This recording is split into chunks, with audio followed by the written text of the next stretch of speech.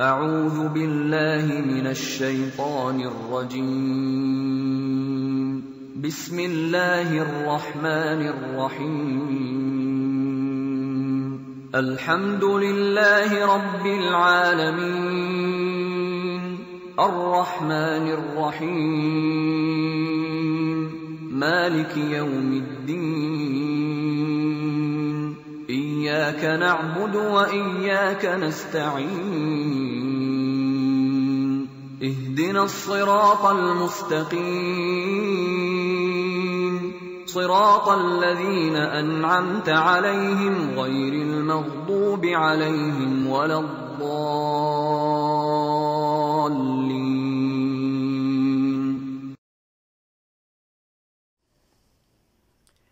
السلام عليكم ورحمة الله وبركاته. بسم الله الرحمن الرحيم، والصلاة والسلام على رسول الله صلى الله عليه وسلم. هذا هو اللقاء السادس في هذه السلسلة المباركة: التعامل مع الجن، مصاحبة الجن، سؤال الجن، استعانة بالجن، استعمال الجن في العلاج، وما جرى هذا المجرى. حان الآن الكشف عن هذا الحديث، هذا الحديث العجيب الذي يرويه الإمام البخاري في صحيحه، والترمذي في سننه، وابن خزيمة في صحيحه كذلك، وعدد كبير من أهل العلم كابن أبي شيبة في المصنف، والطبراني في الكبير، وغيرهم الكثير. هذا الحديث يرونه عن أبي هريرة رضي الله عنه وأرضاه، هذا الصحابي الجليل، قل في علمه وحفظه وفهمه الكبير ما شئت، قل في حبه لرسول الله صلى الله عليه وسلم، وفي حب رسول الله صلى الله عليه وسلم له الكثير والكثير. أبو هريرة رضي الله عنه وأرضاه إمام في الورع والزهد والإقبال على الله عز وجل. يروي البخاري عن أبي هريرة رضي الله عنه قال: وكلني رسول الله صلى الله عليه وسلم بحفظ زكاة رمضان، فأتاني آت فجعل يحثو من الطعام فأخذته، وقلت والله لأرفعنك إلى رسول الله صلى الله عليه وسلم. قال: إني محتاج وعلي عيال ولي حاجة شديدة. قال: فخليت عنه فأصبحت، فقال النبي صلى الله عليه وسلم: يا أبا هريرة، ما فعل أسيرك البارحة؟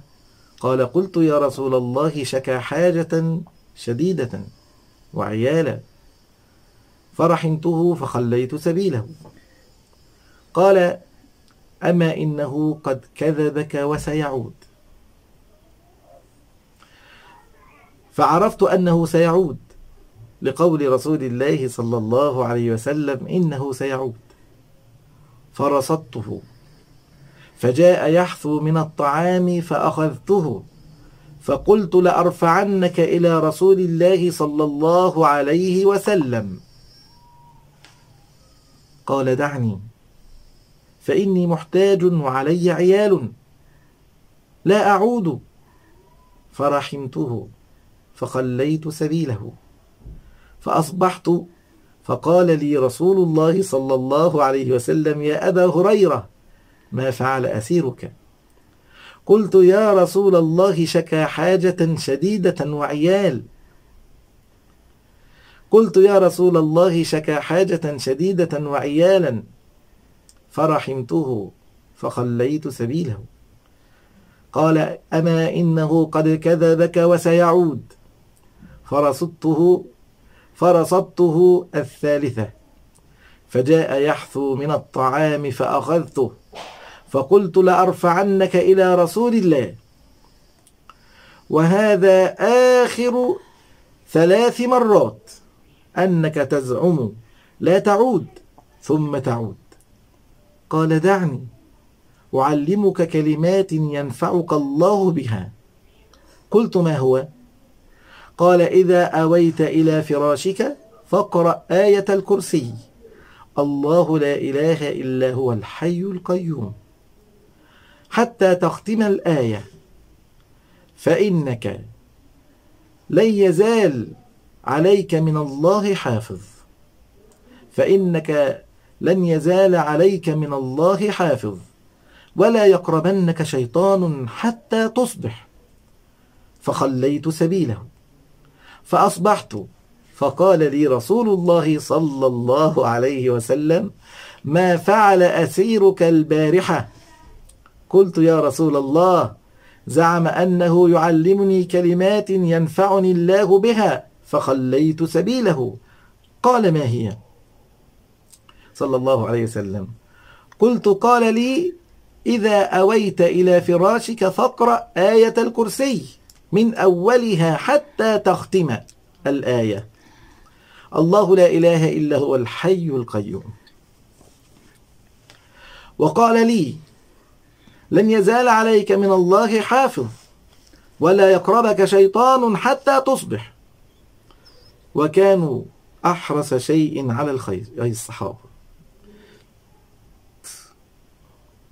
فقال النبي صلى الله عليه وسلم: أما إنه قد صدقك وهو كذوب.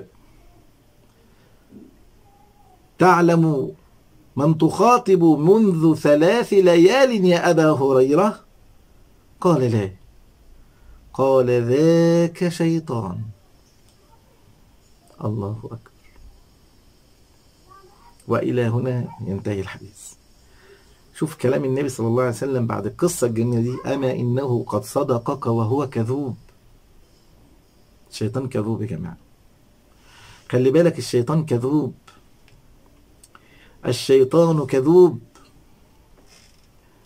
ونكشف كذلك عن هذا الحديث الذي يرويه الترمذي في سننه ويصححه العلامة الألباني رحمه الله تعالى، والإمام أحمد شاكر في غير موضع، من حديث أبي أيوب الأنصاري أنه حصل معه مثل أو قريب مما حصل مع أبي هريرة.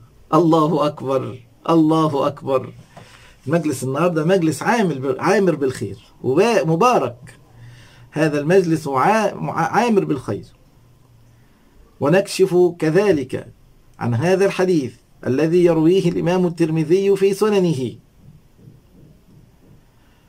والطبراني في الأوسط، وابن أبي شيبة في مصنفه، وصححه العلامة الألباني في الترمذي في سنن الترمذي، وأحمد شاكر رحمه الله تعالى كذلك، من حديث أبي أيوب الأنصاري. حدث مع أبي أيوب الأنصاري رضي الله عنه وأرضاه شيء مماثل أو مشابه مما حصل مع أبي هريرة رضي الله عنه وأرضاه. تسمعه يقول الترمذي عن أبي أيوب الأنصاري أنه كانت له سهوة فيها تمر.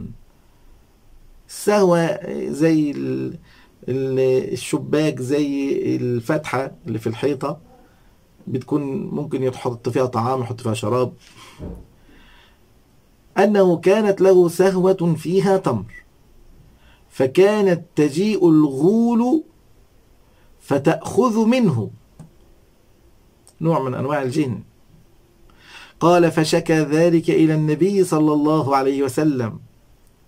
قال: فاذهب صلى الله عليه وسلم، فإذا رأيتها فقل: بسم الله أجيبي رسول الله صلى الله عليه وسلم.